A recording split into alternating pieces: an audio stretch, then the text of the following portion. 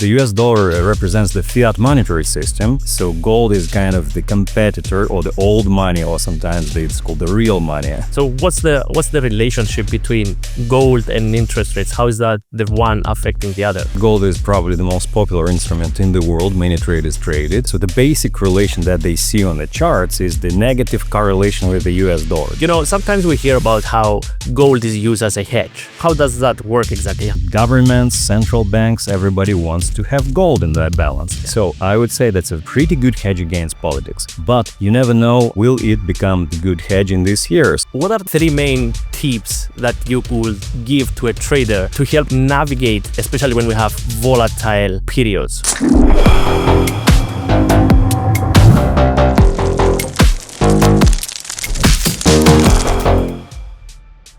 Hello and welcome back to another episode of Exness Trading Talks.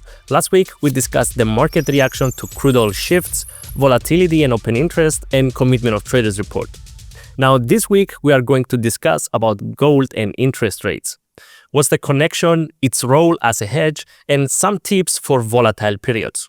If you haven't done so already, you can subscribe to our channel and turn on notifications to be the first to know when the next episode of Trading Talks is going to be released. My name is Antreas Themistokleous, and today with us we have Stanislav Bernukhov to share his opinions. Hello Stan, and thanks for joining us. Hello Andreas, thank you for having me. Alright, so when we're talking about gold, many traders trade that in relation with interest rates. So what's the relationship between gold and interest rates? How is that the one affecting the other? Right, that's a very good question. So as you said, gold is probably the most popular instrument in the world. Many traders trade it. So the basic relation that they see on the charts is the negative correlation with the US dollar. So as the US dollar goes up, gold is being pushed down. So that's the relation that they actually see on the chart. But behind this process, this is actually expectations about the interest rates. So gold acts as a competing vehicle, a competing investment vehicle with US government bonds. So if, for example, yields of government bonds are going up, so that means that they have greater yield for the capital, they provide the greater attractiveness for the investors. So gold kind of freezes a little bit, so may decline or may correct. So whenever yields are moving down or expected to move down, which is more importantly because markets live the expectations, right? So it's forward-looking. So is it expected to go down? So gold might get some support. So that's the basic relationship. Market is forward-looking, so expectations about yields are more important than yields themselves. Yeah, that's expectations tend to move markets more than the actual value of gold. That's why it's not the traditional instrument, let's say, of copper or any other metal, right? It's involved into the monetary policy, let's say, or interest rates or bond yields, as you mentioned. I would say every instrument has the premium of the future. So traders, investors are trying to forecast the future, and they price in certain scenarios for every instrument. But for gold, it changes a lot. So it's very volatile. So because every week the new data comes in, and gold changes in prices pretty dramatically.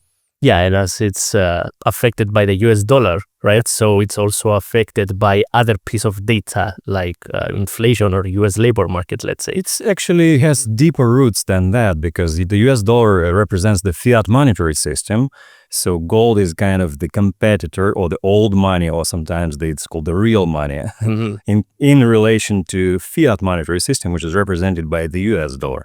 So whenever happens with the US dollar, so geopolitical uncertainty, political uncertainty, whatever it is, so gold gets in play like the old or the real money, as the gold traders say. So that's the even deeper roots than that. So imagine that 1,000 years ago, so gold was used in trading. So galleons with gold, they were crossing the Atlantic. So yeah, that's pretty remarkable. Okay, and sometimes we hear about how gold is used as a hedge, right? To high yields or how does that work exactly? How is it that gold is considered a hedge instrument against? So we can hedge against inflation, or we can hedge against risks of politics, let's say, or any war risk or anything like that. So according to inflation, so I think the gold is not very good hedge. So because this year is okay, 2025, but previous years it was behaving pretty neutrally in comparison to inflation, I would say. So if we are talking about politics, geopolitics, so gold acts pretty nicely as a hedge, I would say. So especially from the election of Donald Trump, the US president in the United States last year. So, well, basically beginning of this year. So gold started to actually skyrocket. So a lot of hedge funds, ETFs, they starting to increase their volume in trading gold. So governments, central banks, everybody wants to have gold in their balance. Yeah. So I would say that's a pretty good hedge against politics. But you never know, will it become the good hedge in this year? So for example, inflation hedge, gold as an inflation hedge, well, it's questionable, at least for now, because most of the years it was reacting pretty neutrally.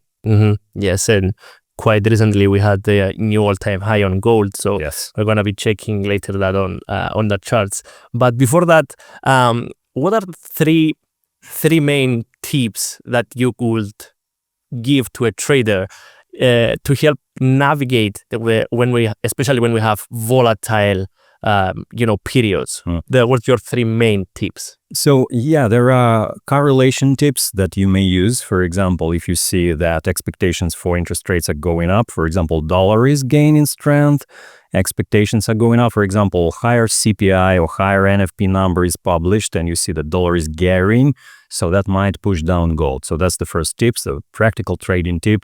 So you see dollar going down, so probably you should be very cautious about buying gold right now, because dollar going down, it actually supports gold, but dollar going up actually pushes gold. Yes. So that's the first, that's very basic tip. So other than that, in terms of crisis, so for example, when everything falls, so the volatility increases, so everything falls simultaneously, including gold, at least for the first week. We've seen that during COVID, we've seen that during other turbulent times. So everything falls, but gold then starts to recover quicker than other assets. For example, S&P 500 can continue falling, more aggressively, but gold starts to first find in support and then slowly it starts to go up. So don't expect gold to immediately hedge against the volatility. So when volatility comes, everything drops, at least in the first couple of days. Okay. So be careful about that. Then after, the smoke settles, you can think of buying gold. Okay, so it's the first instrument, let's say, that tends to reverse, and then the following. Other than the dollar, because dollar is a safe haven. Everybody runs to the American dollar when things go south, right? So dollar is probably gaining the most out of crisis. Gold is the second, probably. There are also other safe havens that we might mention here or not, but gold is probably the strongest. Yeah, and personally, that's what I am leaning on doing on my personal. Trading. I tend to see what's going on with the dollar, and then everything else follows. First of all, it's gold, yes, but the major focus is on US dollar. Okay, and speaking of momentum dynamics, I would urge you to click the link in our description below to check on the article associated with more details on how gold is affected with interest rates and how you can navigate volatile periods. Okay, so let's check on the chart of gold and see what's going on. And firstly, I wanted to ask you, looking at the recent price action on gold, right, we see that it reached a new all-time high. Yes. So in your opinion, what's the main factors behind it, and what do you think will follow that? Do we have a plateau? Do we have a bearish correction? Do you see any signs of weakness of this trend? Yes. Speaking of current trend, of course, the main thing I think is that market was expecting the interest rate decline in the US starting from summer. And everybody was expecting interest rate to go down in July, but probably it will happen in September. So the moment that we are recording this podcast, so today we will see the interest rate decision in the US. It probably should be one-step decline. Yes. Then it's expected to go down again in October, again in December. So you see that the market is already discounting the period of declining interest rates. So, of course, that supports gold. So that's the fuel behind the action. And another one is the purchasing of foreign investors. So a lot of hedge funds and the investment funds, they purchase gold because of instability that we see in the world, because the rules are breaking with a new American president coming in. So with tariffs, Yes. you see that there is a disruption of a lot of rules in the world, and they just park the money in gold. So that's what we see. So speaking of the momentum, will it go up or down? Well, it's difficult to say. It's already pretty high. 3,600 and even higher. So I think that it might be, for a speculator, not very good solution to jump in at the high. So maybe you should wait for the correction or something like that. Yes. Jumping on all-time highs is not very wise. But October, I guess, is considered one of the good months for gold. So seasonally speaking, so maybe it might sustain some action within this year. Thank you, Stan, for providing your insights. Thank you, Andreas. Good luck. And thanks to our viewers for watching and hopefully learned something new today. If so, let us know in the comments, and remember to subscribe to our channel to get notified about our next episode on crude oil prices and geopolitical shockwaves.